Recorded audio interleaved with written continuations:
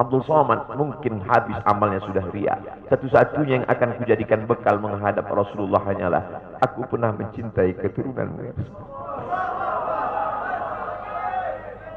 Aku pernah mencintaimu zuriatmu.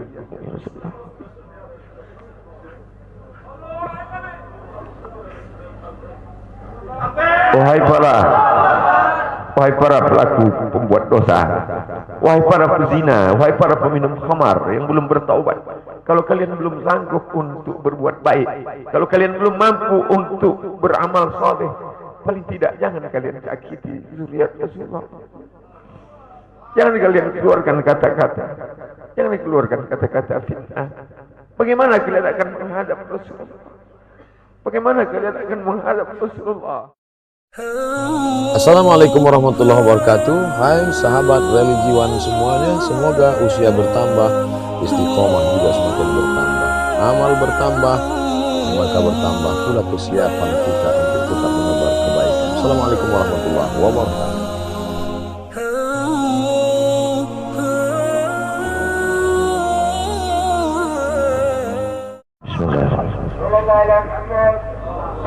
Assalamualaikum warahmatullahi wabarakatuh. Alhamdulillah wassalatu wassalamu ala Rasulillah wa ala alihi wa sahbihi wa man da'a bi da'watihi wastanna bi sunnatihi ila yaumil liqa'i rabbih. Al-habaib al-afadil al-ulama al-ajilla nafa'ana Allah bi ghaziri ulumihim wa bi husni adabihim wa lutfihim. Ja'alana Allah wa iyyahum ma'al habibil mustafa fi jannatihil ula. Orang yang menyambut beliau, kalau dia masih ada ikatan dinas, maka beberapa hari ini kita lihat orang itu dihukum dari jabatannya. Orang yang mengupdate status kalau menulis nama beliau, maka Instagramnya akan diblokir. Hanya menulis namanya saja, maka Facebooknya akan ditutup. Orang menjadi takut untuk menjenguk beliau, kecuali orang-orang yang takutnya sudah dihabiskan hanya untuk Allah Subhanahu wa ta'ala. Apa dosanya? Apa salahnya? Berapa triliun negeri ini pernah dirugikannya? Berapa sumber daya alam, minyak, batu bara, nikel, uranium yang pernah dijualnya ke luar negeri? Berapa BUMN perusahaan yang pernah dijualnya aset-aset negara? Ada yang pernah dia jual? Dia hanya mengajak anak muda yang selama ini pencandu narkoba menjadi bertaubat kepada Allah. Dia hanya membangkitkan semangat anak muda yang selama ini berzina menjadi orang-orang yang takut kepada Allah. Dia hanya mengajak mereka yang memakai baju hitam, pakaian hitam, berubah menjadi pakaian putih. Mereka berusaha untuk memutihkan catatan amal baik mereka di hadapan Allah. Dia hanya menyadarkan umatnya supaya sadar bahwa politik itu penting. Angkatlah pemimpin yang adil dan amanah. Dia hanya sedang mengajak umatnya supaya jangan memilih pemimpin kafir. Salahkah perbuatannya? Tidak. Dia tinggal negara demokrasi. Dalam dunia demokrasi, siapapun berhak untuk mengajak menyuarakan kebenaran. Dia tidak melawan sultan, dia tidak melawan ulil amri, dia tidak melawan siapapun. Dia hanya melawan ketidakadilan. Hari ini saya berangkat setelah sholat subuh menuju airport, naik pesawat. Setelah naik pesawat, naik mobil. Setelah naik mobil, jalan macet, saya mesti turun naik sepeda motor. Setelah naik sepeda motor pun juga tidak bergerak, jalan kaki. Akhirnya sampai kemari. Dalam hati saya berkata, celaka betul orang yang mengatakan kemarin katanya tidak ada akan menyambutnya.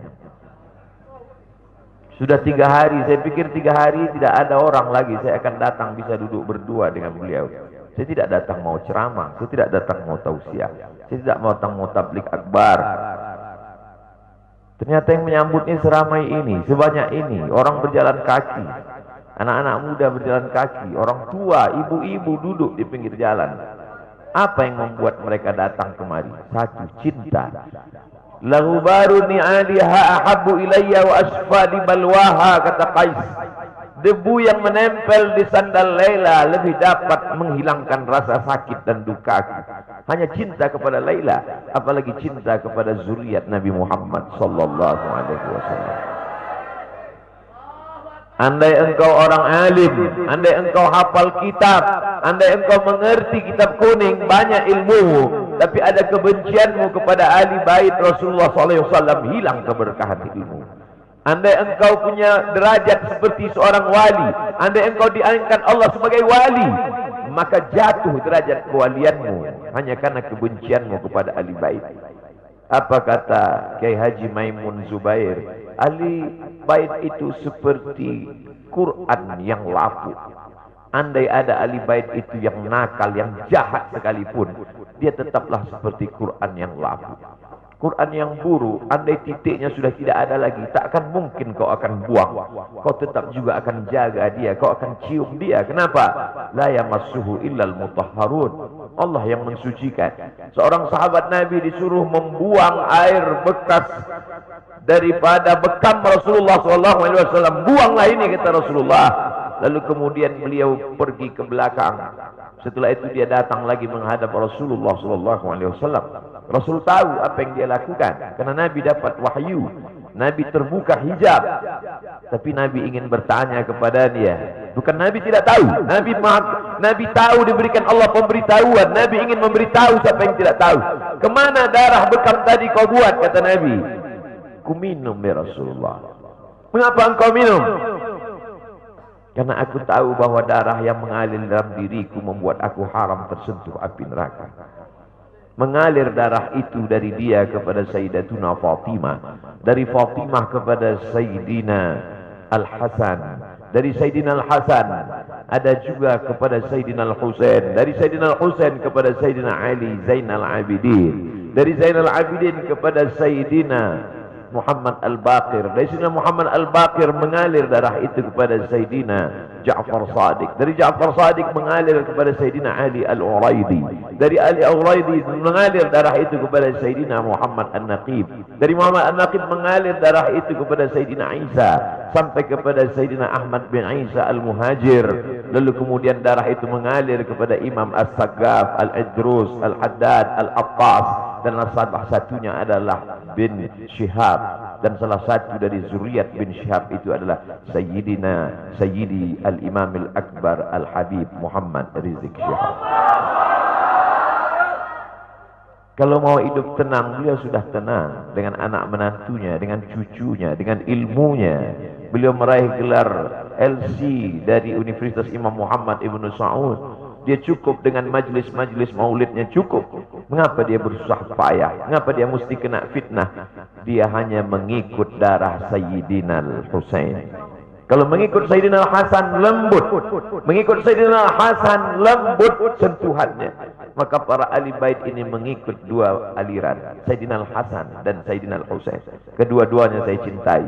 Habaib yang mengikut Sayyidina Al-Hasan, saya datang, saya cium tangan mereka, saya bersilaturahim, lembut gaya mereka.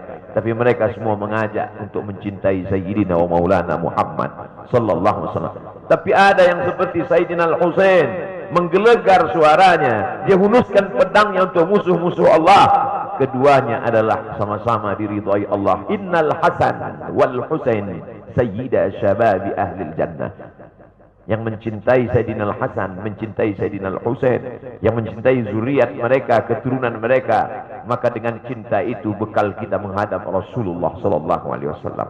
Andai aku dihadapkan nanti menghadap Allah, tahajudku tak sebanyak Imam Ahmad bin Hanbal, 300 raka'ah fil yaumi wal lailah, 300 rakaat sehari semalam. Andai aku dihadapkan kepada Rasulullah SAW, maka jihadku tidak sebanyak Sayyidina Khalid ibn Walid. Setiap jengkal kulitnya, setiap tetes darahnya tak lepas daripada tebasan tombak, anak panah dan pedang.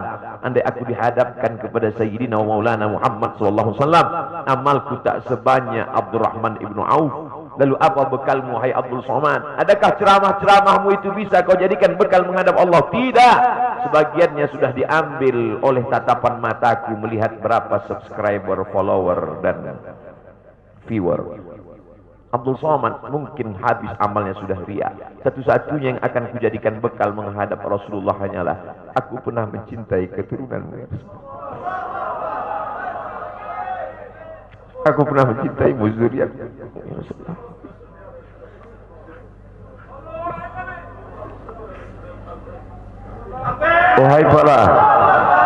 Wahai para pelaku pembuat dosa, wahai para pezina, wahai para peminum khamar yang belum bertaubat, kalau kalian belum sanggup untuk berbuat baik, kalau kalian belum mampu untuk beramal saleh, paling tidak jangan kalian sakiti zuriat Rasulullah. Jangan kalian keluarkan kata-kata, jangan keluarkan kata-kata fitnah. Bagaimana kalian akan menghadap Rasulullah? Bagaimana kalian akan menghadap Rasulullah? Pada saat itu seluruh umat berkumpul menghadap Nabi Adam alaihissalam. Kami tidak sanggup berdiri di padang mahsyar ini, wahai Adam. Menghadaplah kepada Allah. Kata Adam, aku tidak sanggup menghadap Allah. Karena dulu Allah berkata, la taqraba hadhihi syajarah.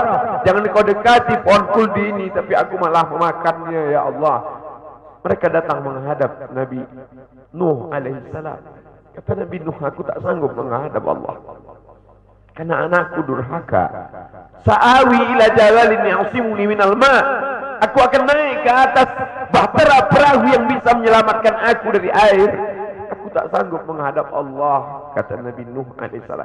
Mereka menghadap kepada Nabi Musa, aku tak mampu, kata Nabi Musa. Mereka menghadap kepada Nabi Isa, aku pun malu kepada Allah. Karena mereka jadikan sembahan di atas muka bumi Allah. Mereka hanya mampu menghadap Sayyidina wa Maulana Muhammad sallallahu alaihi wasallam.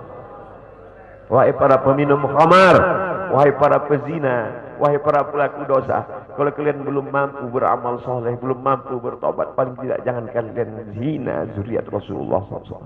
Bagaimana kalian akan menghadap Rasulullah? Pada saat itu tak ada syafaat. Man dzalladzi yashfa'u 'indahu illa bi'iznih.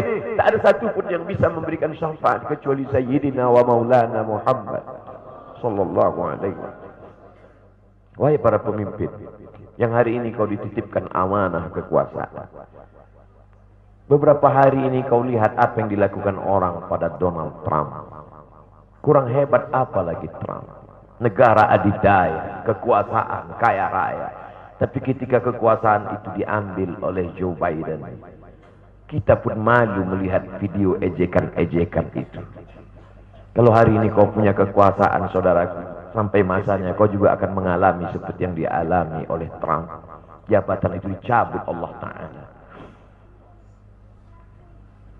Saya masih melihat video bagaimana Bapak Susilo Bambang Yudhoyono sampai ke Pekanbaru beberapa tahun yang lalu. Di depan balihonya disobek. Beliau jenderal, ganteng, punya partai. Tapi setelah kekuasaan itu tak ada di tangannya, difitnah, dibuli, balihonya disobek. Bagaimana agaknya ketika tiga hal itu tak ada pada diri kita?